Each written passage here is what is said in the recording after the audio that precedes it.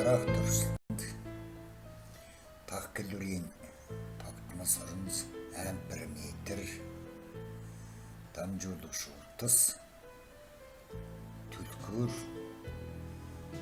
үйлдвэрлэх зэргийг ашиглая. Туршилтыг явуулахын тулд дараах байдлаар олуулт хий.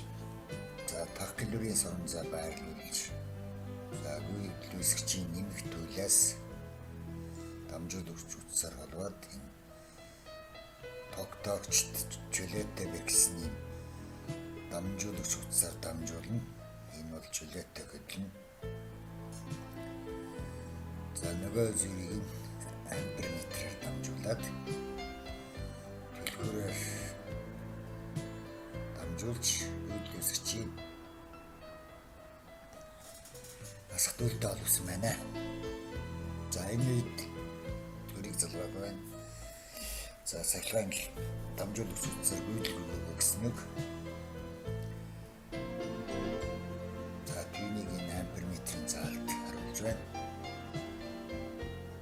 Тогтмол соронзонгийн эргэн тойрон соронзон орно 9 төгөөд уг соронзон оронд үйлдвэр дамжуулагчийг байрлуулж уг дамжуулагчаар үйлдвэрлэх.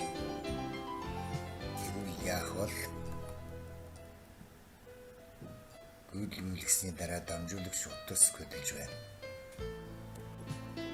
Төлхөрийг залгуул үйлдвэрлэх болно. Дамжуулагч утас анхныхаа байралд байна. За туршилтыг дахин давтан хий.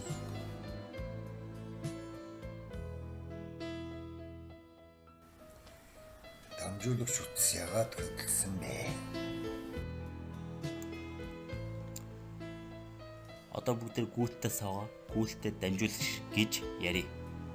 Соронзон орон дотор байгаа гүйлттэй дамжуулагч хөлж байгаагийн учир нь гүйлттэй дамжуулагч эргэн тойронд соронзон орон үүсдэг. Энэ соронзон орон тогтмол соронзонгийн соронзон оронтой харилцан үрд орсон улмаас хөлж байна гэсэн. Өөрөөр хэлбэл соронзон орны зүгээс гүйлттэй дамжуулагч хүч үүсэж байна гэсэн. Тэгвэл соронзон орны зүгээс гүйлттэй дамжуулагчид үүсэх хүчийг амперийн хүч гэнэ. Францын физикч Ампер Андре Морин соронзон орон дотор дамжуулагч савг байрлуулан түүгээр гүйлгэж туршихад гүйлттэй дамжуулагч савг хөдөлж байсан. Энэ үзэгдлийг ампер туршилтаар анх нээсэн учраас үүнийг амперийн хууль гэдэг. Амперийн хүчний томьёо F тэнцүү E L B синус P байна. E гэдэг нь дамжуулагчаар гүйж байгаа гүйлэн хүч. L гэдэг нь соронзон орон доторгоо дамжуулагч урт. V гэдэг нь соронзон орны индукцийн вектор. Синус P-ийн энэ P өнцөг нь дамжуулагчийн урт ба соронзон орны индукцийн вектор хооронд өнцөг.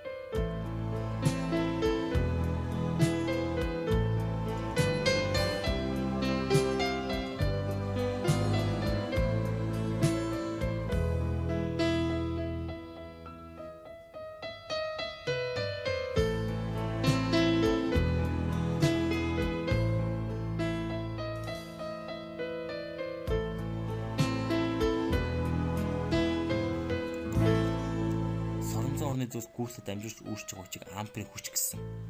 Тэгвэл энэ амперийн хүчний чиглэлийг зүүн гарын дэмээр олдог.